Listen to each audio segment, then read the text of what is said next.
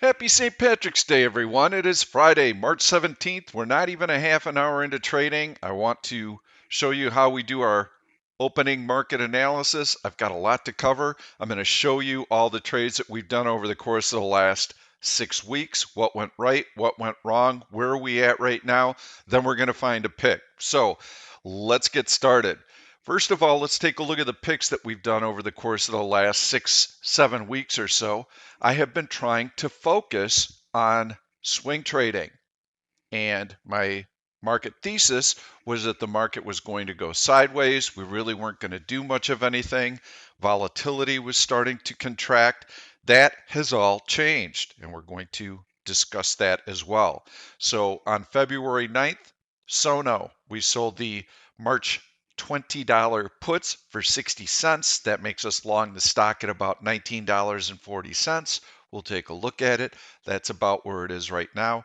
We're not going to take assignment. We'll just buy those puts back, not take the position. And I'll explain why.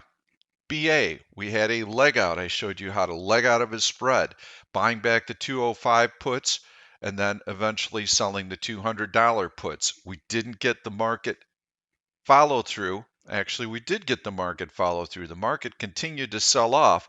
Boeing did not. This was a news event that hit us when we had the position on that they had issues with their fuselage and that the FDA was going to, the FAA was going to be reviewing their manufacturing process and that it could delay deliveries but not production. So, in any event, it was a decent leg out, but we didn't get the follow through that we would normally have. There was a situation where we needed to leg out, and I'm going to show you how you would have done that. The trade was MOS. Yes, my bias about 6, 7 weeks ago was neutral to slightly bullish. That has changed. I am now neutral to fairly bearish. I believe that there are some real issues that are going to hit the market over the course of the next few months, and risk is elevated. So I'm going to show you the MOS leg out and how that should have been conducted. FSLY, we sold the March 17, 1250 puts. We got 45 cents. That was roughly a 20% return. JD, we sold an out of the money bearish call spread. That was about a 25% winner. BABA sold an out of the money bearish call spread. It was about a 25% winner. VTNR, that's a stock that we sold some naked puts on to acquire the stock. Well, we're going to be buying that stock at $9.50. I think it's around $8 right now. It's okay. It's a recycling company. Raw materials, basic materials have pulled back. So has the stock. It's a long-term consistent company. I will be selling some calls against it when it bounces. No worries there. Shop. We sold the March 17th $39 puts. Those are going to be expiring today. That was about a 5% winner. OKTA was a bullish put spread that I highlighted last week. You should not have taken the trade because the stock actually looks good and it has held its own very, very well. But the market backdrop has changed. So we're going to take a look at that as well. Sunday, I highlighted Caterpillar as a short. We're shifting back to day trading.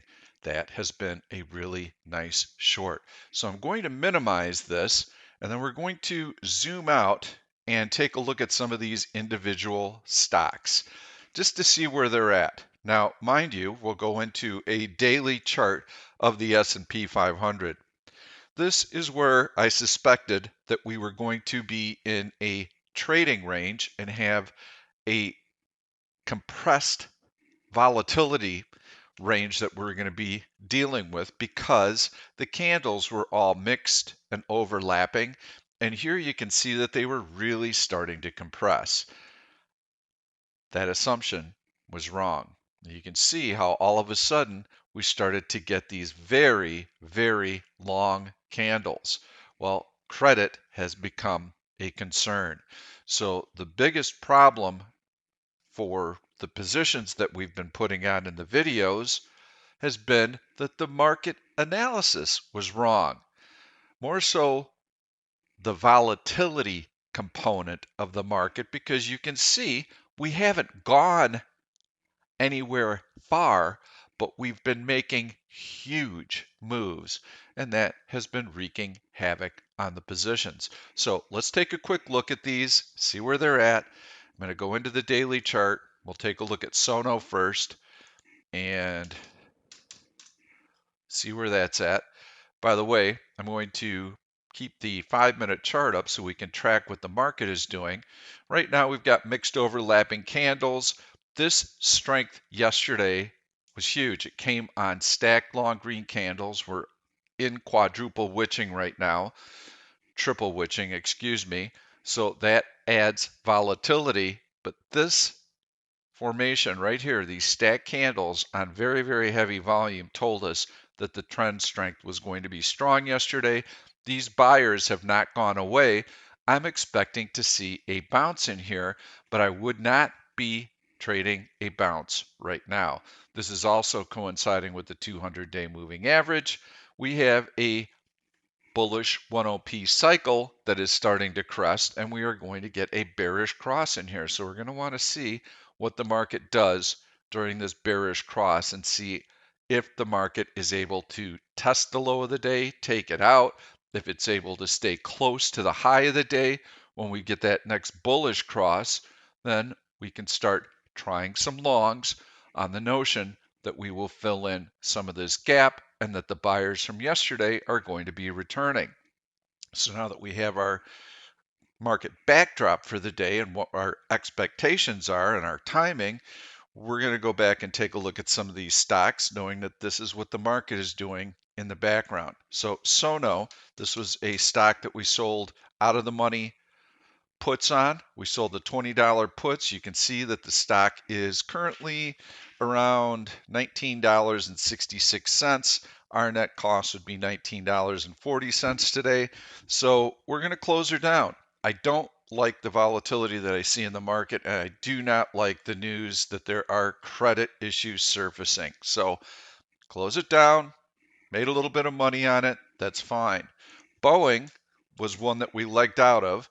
And in that particular spread, we saw the breakdown in the underlying stock, and we needed to adjust the position because we were short an out of the money bullish put spread, keying off of this compression and the low end of that compression. Everything was fine, and then blam, this is where we started to have issues. The market was breaking down and the stock was breaking major support. So we bought the short side of that put spread back. On Friday, we ended up covering half of the position and leaving a naked long position on for that following Monday, expecting that any market weakness with the uncertainty surrounding the stock would allow us to take the other leg off for a profit. It didn't happen, and the stock actually started to show some relative strength. So it was not a good leg out. That position, and I assume that we got out in here by the time I did the next video. It was not too late, but it was much later than I would have reacted if I were actually managing the trade and doing it. But let's say that it was a 93% loser. It never should have been, because that relative strength in here was pretty obvious. And when you're legging out, you have to use more caution. Let's go right to another stock, MOS, and talk about that. We had a 49.48 bullish put spread expiring March 17th. And we were doing that for a 40-cent credit. And we were leaning on this 100-day moving average right in here. The reason that we do that for bullish put spreads is that we want that additional level of protection, because buyers should be coming in at the 200-day moving average. They should be coming in at a horizontal was resistance, now support level. They should be coming in around the 100-day moving average.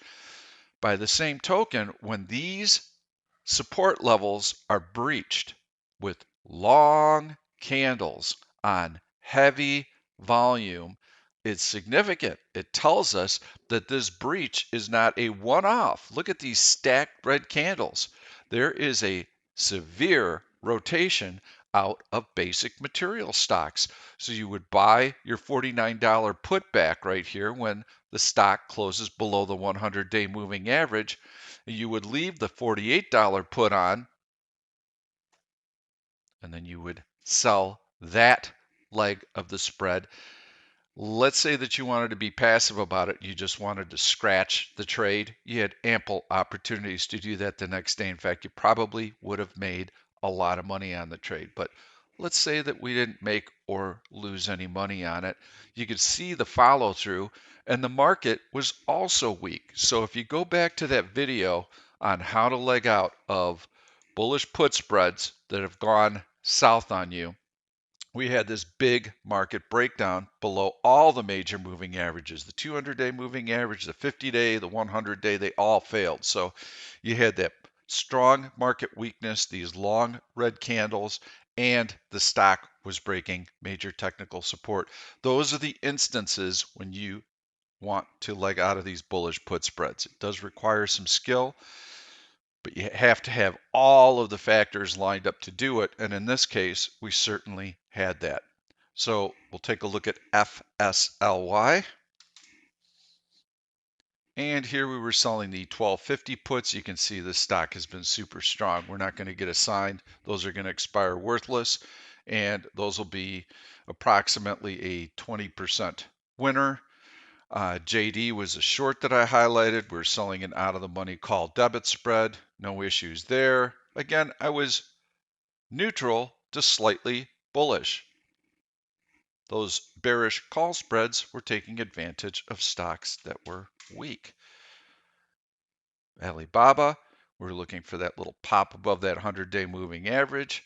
Post earnings negative reaction, selling that bearish call spread above the 200-day moving average. Nice, good trade. Shop, we were selling the March 17th $39 puts all the way down here below that 100-day moving average. Never got close. Beautiful. OKTA.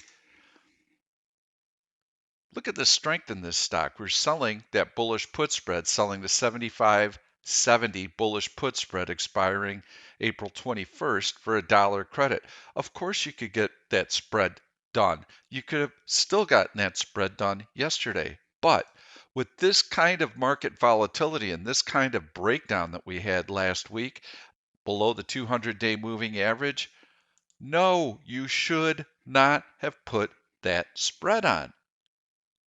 Truth be told, that spread is a winner, but you should not have done the trade. Finally, Caterpillar. Thanks for bearing with me on all of this. There is a point to be made here. Caterpillar has been a great short. The video came out here. You can see the breakdown below this low minus trend line. It's below all the major moving averages. It has been excellent for day trading, but right now, CAT is sitting on that 200-day moving average, and you would need to have this support level broken on heavy volume, and you would need to see relative weakness in the stock to day trade it. Right now, it's finding support there, so I would avoid it until it cracks down. Let's take one more look at this. And the reason that I'm going through all of my trades and positions is because I want to be held responsible for what I have in the videos. This is not anything that I'm bragging about. This is some shitty performance, quite honestly. So, yes, that Boeing trade, the leg out, that hurt us. Can I assume that you're going to be able to adjust quickly and get out of Mosaic and know exactly what to do? No, you should have been able to scratch that trade. OKTA, yes, I always paint every trade that I do using what the market's going to be doing. And when you saw the market melting down last week, no, you shouldn't have been putting on any new bullish put spreads. So as far as the rest of the trades, they're all sound. They've done relatively well considering the market conditions. But the market conditions have changed, and they've changed pretty dramatically. All of a sudden, last week, out of nowhere, we had a bank failure, SIVB. That changed the landscape completely. And so now you can see how we've got these long red candles through major support. Up until this point, the market had been treading water above these major support levels, and that was a bullish sign. If you look at all of my comments over the course of the last year or so, when the Fed started to raise interest rates, the caveat to the market being able to tread water and shoulder all of this was that there would not be any credit concerns. Well, until last week, there weren't.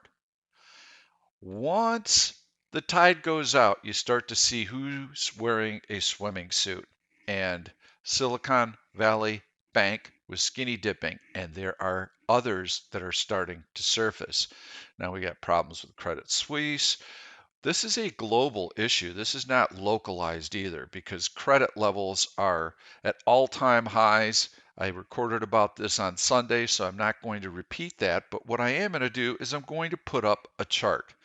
And this is a chart of the S&P 500, the SPY, back in 2008, 2009. And so Countrywide Financial was the first fail. And so, yes, there were some signs of credit issues, and you can see how the market had pulled back. And even throughout the course of the summer, so this is about 6 months after that first fail, the market held up pretty well. We were down about 15% or so. But then, little by little, you started to hear rumblings that this bank was having some problems and that bank was starting to have some problems. All the while, the Fed is telling you, don't be worried. We're in great shape. Banks are strong. There's nothing going on here. Well, which is similar to what you're hearing right now. And this purple line is the 200-day moving average. You can see we're right around the 200-day moving average. Guess where we are right now? We're right around the 200-day moving average. 15% drop from the all-time high. Okay, yeah, that's pretty close to where we are right now. So nothing too nasty. But here's what happened is we started to learn that the problem was widespread. And banks right now are in a discovery phase. They are looking through their own balance sheets. They're going, gosh, what loans do we have on the books? Do they look good? Do any of them look vulnerable? What is our exposure?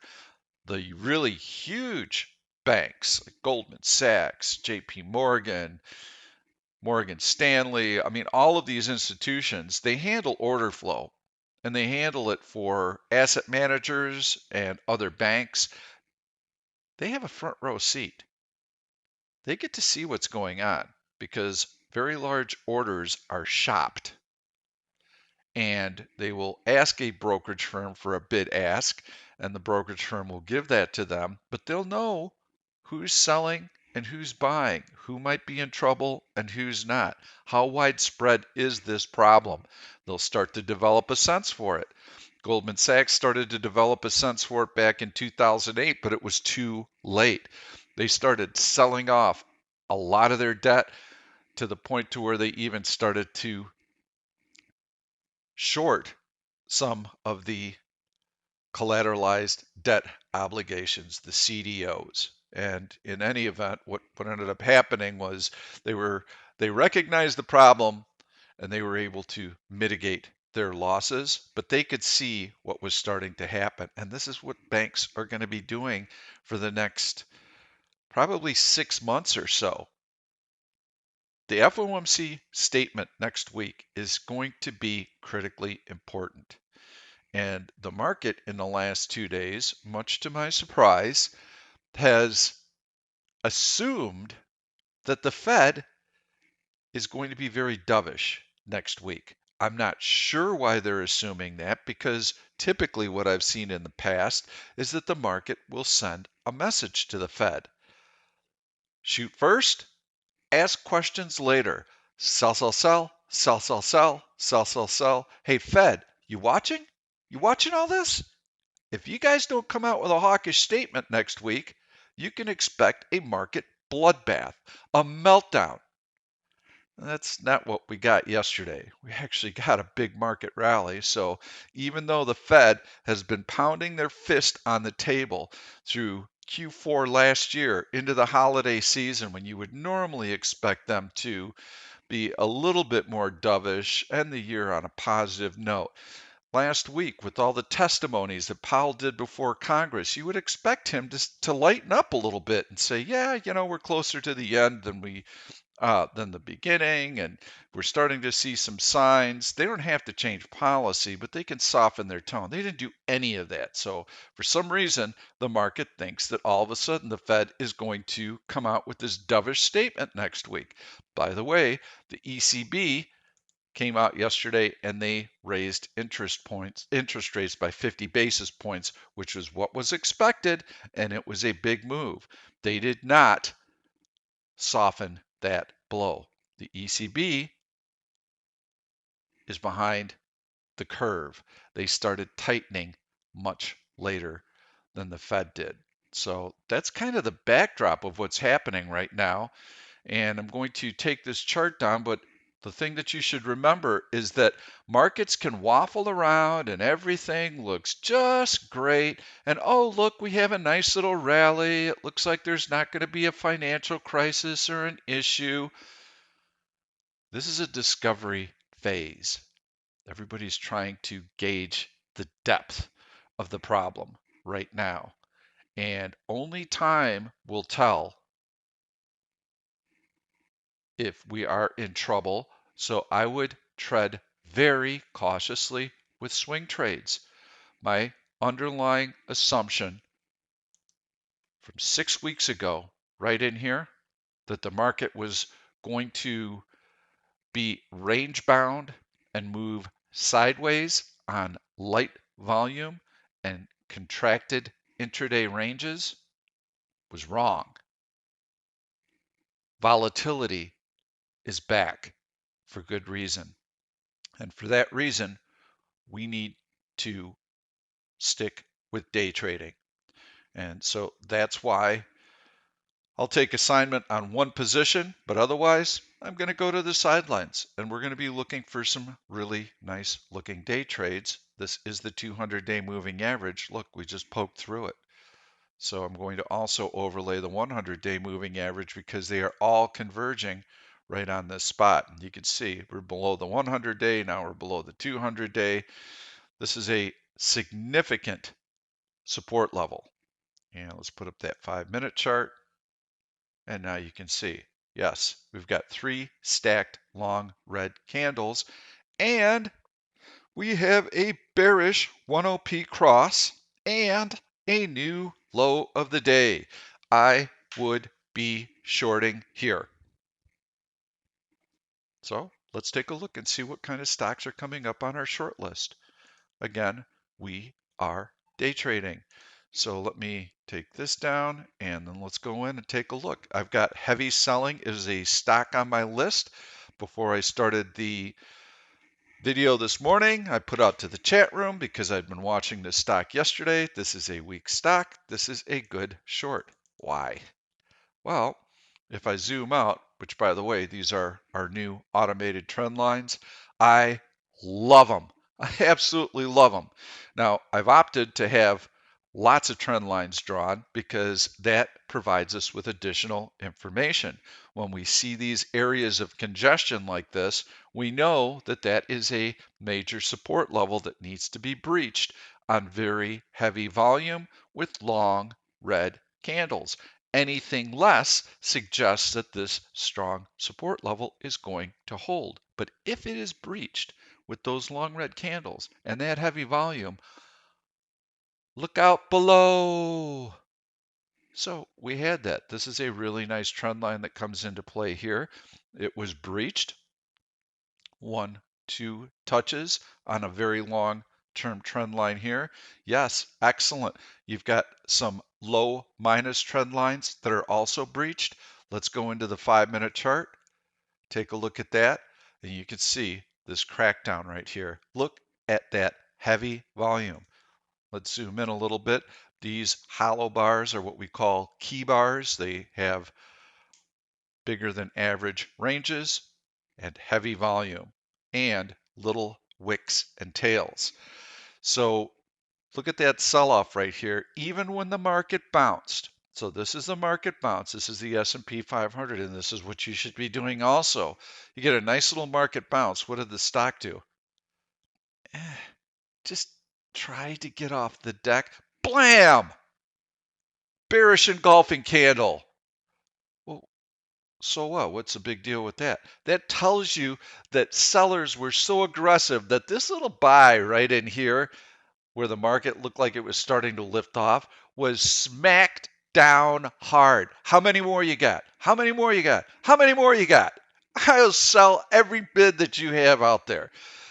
And then the stock cracks down. Well, that's what you want to see on heavy volume, breaking major trend lines.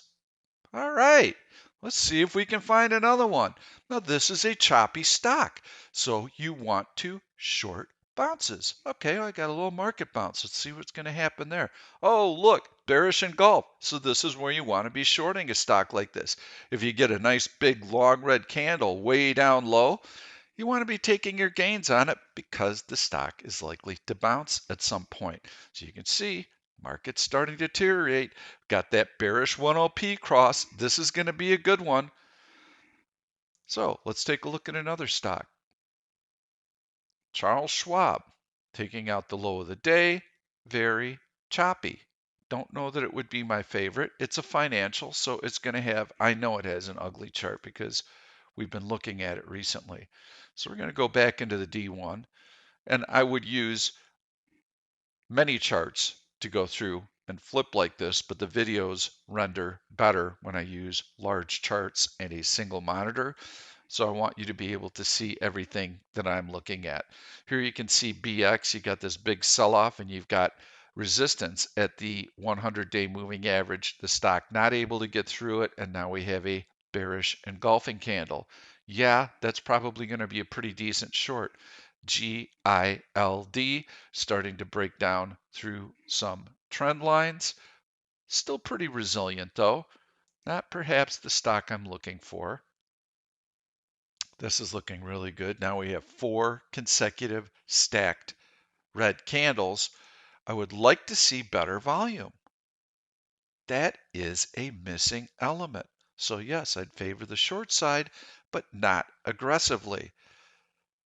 Need to see that volume. See, here was the tell yesterday. Volume, volume, volume. Stacked green candles on heavy volume. You need to have both because this is what tells us that buyers are aggressive. Here, this looks nice. It looks just as nice as this, but you have to lift up the hood. What's under the hood? So we need to see that volume starting to increase in order for us to favor the short side. If we don't see the volume, we have to expect that this move is eventually going to find support and you're going to get some bounces in there. Plus we have mixed overlapping candles today. That shows that there's not a lot of conviction either way. Yesterday, almost the whole day, the first half of the day, we had fantastic volume. So let's keep looking. Let's see what else we've got coming up on the list. A lot of banks in here. I'm going to skip the banks because the entire financial sector is weak right now. So we're going to be looking for other stocks that are breaking major support levels. And then we've got Ford. We can zoom out a little bit. I'm looking for another really good one. I like that ENPH. That was nice. This is not bad. AGNC, you can see there's a nice trend line breach right there. I'm going to remove this one. And we are below the 100-day moving average, continuing to slide. Yes, this is stacking some red candles. It's a great comparison too. So let's do this. See, so you got your market gap down. The stock is starting to falter right in here. It doesn't gap down like the market did, but it easily takes out that low of the day when you're still getting this market bounce in here, the stock was drifting lower. It is fairly choppy, but it's breaking a major technical support level on heavy volume with relative weakness. Yeah, I like that in here. This is a good short. So let's continue to just look through, see what else we've got. We're going to take a look for a long as well. INTU, again, I'm skipping some of the financials. Across the financial sector, let me put this out there. Financials are weak. That's the source of the problem right now. You want to short stocks that are in weak sectors. So basic materials were horribly weak. That includes the energy sector. Financials, horribly weak. Well, what about the long side? Semiconductors have been red hot. So if you're going to trade the long side, you want to be in those sectors. That's also how it works. So we're going to take a look at some longs too. We're going to be looking for stocks that defy gravity. The market is ka-chunk, ka-chunk, ka-chunk, heading lower. We want to find the stocks that are grinding higher or treading water. That tells us institutions are out there buying those stocks and that they don't care about this market move. They want to be in those stocks. So we're going to go back to the daily chart. And I'll conclude this pretty quickly. I did need to do that performance recap. I'm not proud of it, but I needed to explain what I got wrong, which was market volatility, the credit crisis or potential for a credit crisis blindsided me. It came out of nowhere. But what I do know from past experience is that this problem does not go away. If you are a passive asset manager looking to nibble and looking to buy dips and gradually put some money to work over the course of the next year, all of a sudden, your wallet is back in your pocket. You're like, wow, there's no reason for me to buy now. I mean, I might as well wait and see if there are any other bank failures. I might as well wait and see what the Fed does next week.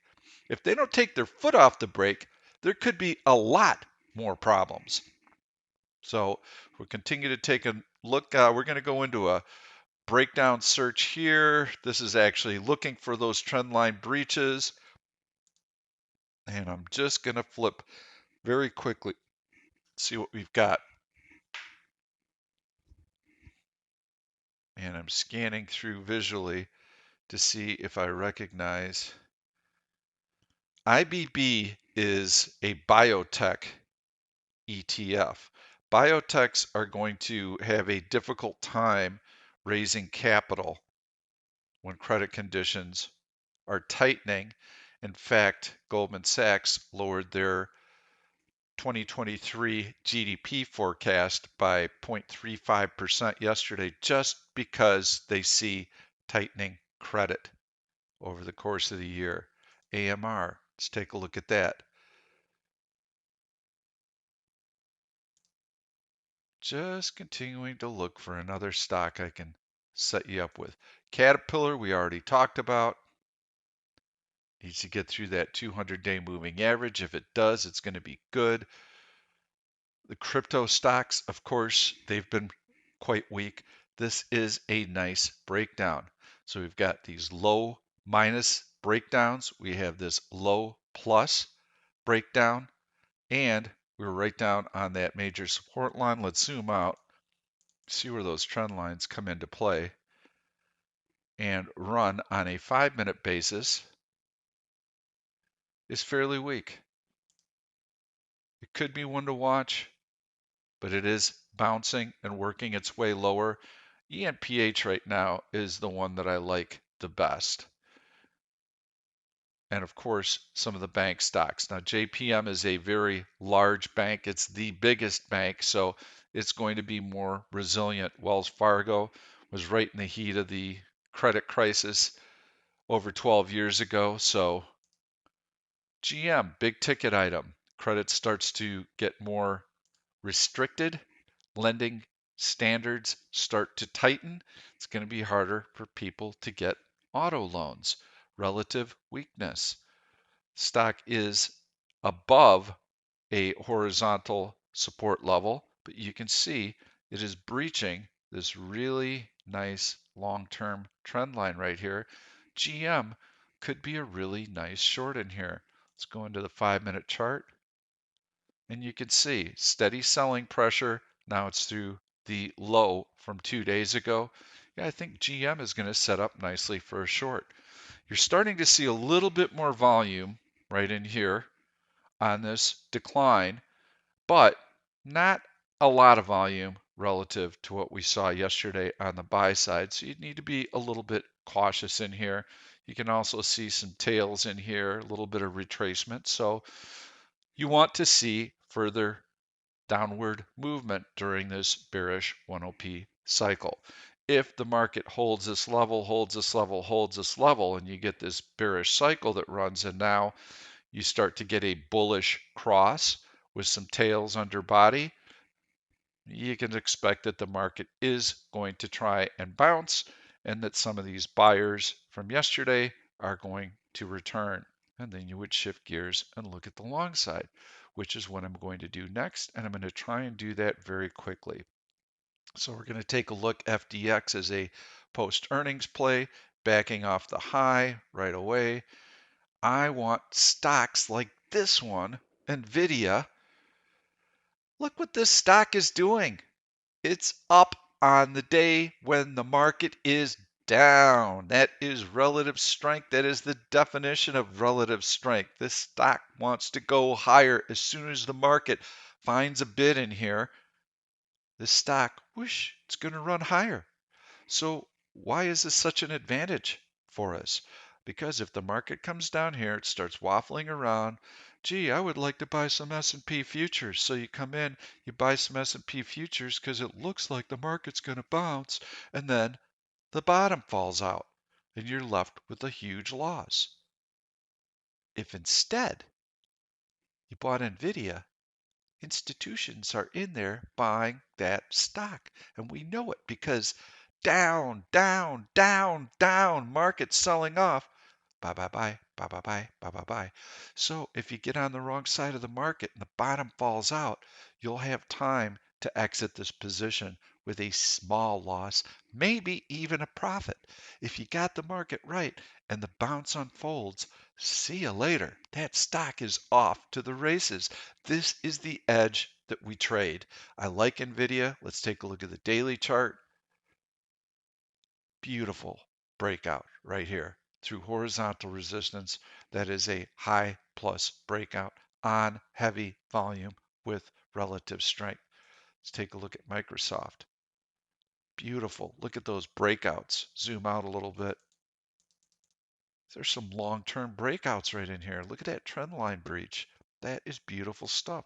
High plus, above all the major moving averages. Heavy volume, relative strength. Yeah, when the market does find support, this is one that I'm going to be wanting to day trade from the long side. You can look down the list. Got to keep this video under a half an hour. I think I'm probably close to that limit right now. Thanks so much for watching, everyone. I am going to be doing a video Sunday night.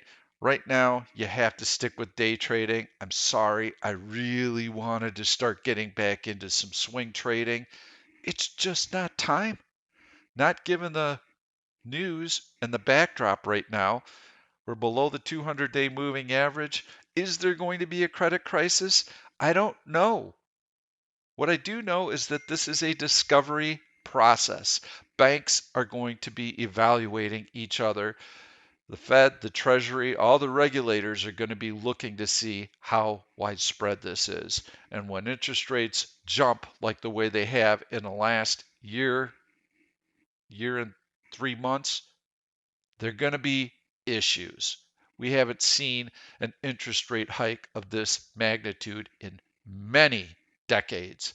And that means that a lot of young bankers didn't properly prepare for it and didn't expect it to be this dramatic. So thanks so much. Keep all your trades very short term. Go with what the market is giving you on any particular trading day. Maybe in a few months we'll have a chance to do some swing trading, but that time is not now. We'll see you Sunday night. Thank you. Thank you for watching this YouTube video. I'm Pete Stolzers and I'm going to keep the trade ideas coming along with lots of education, so make sure to subscribe to the channel and please turn on your notifications so that you never miss another trade. If you like the content, please give it a thumbs up. I've loaded 2 other videos that I think you're really going to enjoy. Stay tuned. We'll see you soon.